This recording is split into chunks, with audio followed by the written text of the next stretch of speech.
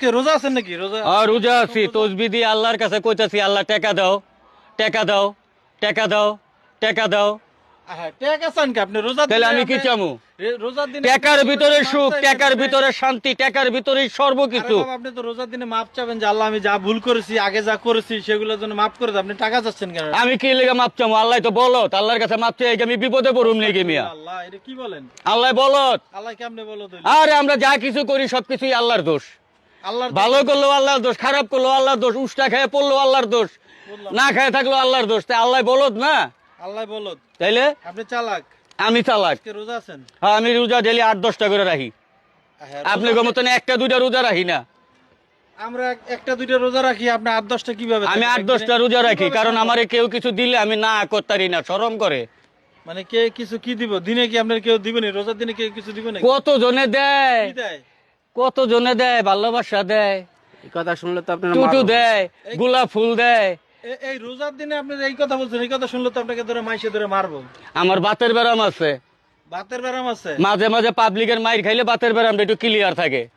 মানে আপনি পাবলিকে মারলে আপনার বাতের ব্যথা ক্লিয়ার হয়? তাইলে আমি সেলুনে দিয়ে 100-200 টাকা দিব, আমার বাবার কি টাকা পয়সা আছে? পাবলিকের গুয়ায় আঙ্গুল দিব, আধা ঘন্টা পালিশ করব, আমার শরীরের ব্যথা এমনি যাইব গা। এই ভন্ডামি করতেছেন কত বছর যাবত? আর আমার ভণ্ডামিতে কোনো সব ভেজাল পাইছেন আপনি? আমার ভণ্ডামির ভিতরে জনগণ কোনো ভেজাল পায় নাই। 1 নম্বর জিনিসের ভিতরে খাইতে আছে, ভেজাল আছে, কিন্তু আমার ভণ্ডামির ভিতরে কোনো ভেজাল নাই। বাড়িতে আপনার যে বউ আছে, বউ আছে বাসায়, বাড়িতে আছে? হ্যাঁ, 84টা বউ আছে। 84টা বউ, তারা কই? এরা ওই যে ফেসবুকে ব্যবসা বাণিজ্য করে বেড়াইতেছে, জুয়ান জুয়ান পোলা খুঁজে, বাড়ি লেখা দিব, গাড়ি লেখা দিব, ওইটা করবো, ওইটা করবো। আপনি কি বুড়ো হয়ে গেছেন? আমি বুড়ো হইনি বাবা, আমি তো সাইনবোর্ড। আপনি হলেন সাইনবোর্ড। ওই ডেলি সকালবেলা এক একজনের হাত পাও টিপি। তা পুরুষদেরও তো দোষ আছে, পুরুষও তো বিভিন্ন মেয়েদের দেখলে পরকিয়া করে, বিভিন্ন রকম ভাবে করে, জায়গা অন্য মাইয়াকে দেখলে ভালো লাগে। এই মিয়া, কথাবার্তা ভালো করে কয়েন। এই পৃথিবীর ভিতরে হ্যাঁ। একটাই মাত্র প্রেম আছে, যার মধ্যে কোনো হতাশা নাই, আকাঙ্ক্ষা নাই, কোনো হারায় যাওয়ার ভয় নাই, কোনো কিছু নাই। সেটা হচ্ছে পরকীয়া প্রেম। থাকলেও ভালো, না থাকলেও ভালো। পরকীয়া প্রেমের মতো শান্তি আর কোথাও পাইবেন না। যেমন আমি হ্যাডাম বাবা 5 জামাইয়ের 1 বউ লইয়া সংসার করি, আপনারাও পারবেন, চেষ্টা করে যান। এইটা কেমন কথা হ্যারাম বাবা? 5 জামাইয়ের 1 বউ কিভাবে সম্ভব? আমরা জানি যে একটা পুরুষ 5টা নারী নিয়ে থাকতে পারে, কিন্তু না, আমার বউয়ের 5টা স্বামী আছে। আপনি কয় নাম্বার? আমি পড়ছি 4 নম্বরে।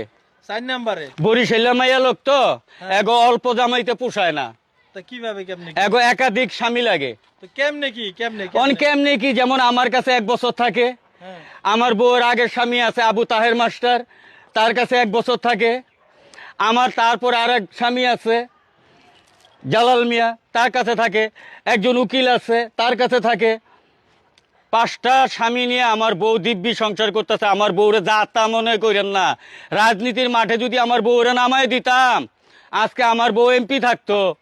কি কর না কর, তো এতে আপনাদের সমস্যা হয় না? এই যে পুরো মেয়ে মানুষে, একটা মেয়ে মানুষে ছেলে মানুষ যদি আরেকটা বিয়ে করে, তাহলে তো এমনি সতীনের হিংসা। কেন?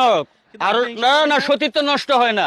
আমরা পুরুষ মানুষ যদি ঘরে বউ থুইয়া আর এক বেটার বউ লইয়া তুত্তর পুত্তর করতে পারি, তাহলে আমার বউ কেন আর এক বেটার লগে পুত্তর পাত্তর করবো না? আমার বউর কি মন নাই? আমার বউর কি প্রেম নাই? আপনি যাইবেন আর এক বেটার বউ লইয়া পুতুর পুতুর করতে, আমার বউ কি ঘরে ডাইল ভাত রানবো? ভালো হইয়া যান, ভালো হইয়া যান। বউরে সম্মান করেন, বউরে সালাম করেন, বউর হাত পাও টিপেন, বউর কাপড় চুপু দিয়া দিবেন, সকালবেলা বাসি বেলাও ছায়া দিয়া দিবেন। বউ আপনার খুশি মনে একটা চুমা দিব, আপনি বেহেশতে যাইবেন গা। আর বাপ মারে মানে বউরে কি এই ছোট বাপ মার ব্যাপারটা কই হলাম। আর বাপ মা বুড়ো হয়ে গেছে, তারে তাড়াতাড়ি বৃদ্ধাশ্রমে রেখে আসবেন। কারণ বাপ মা বুড়া মানুষ তো, আপনাকে ভিতরে থাকলে প্রেমের একটু সমস্যা হয়।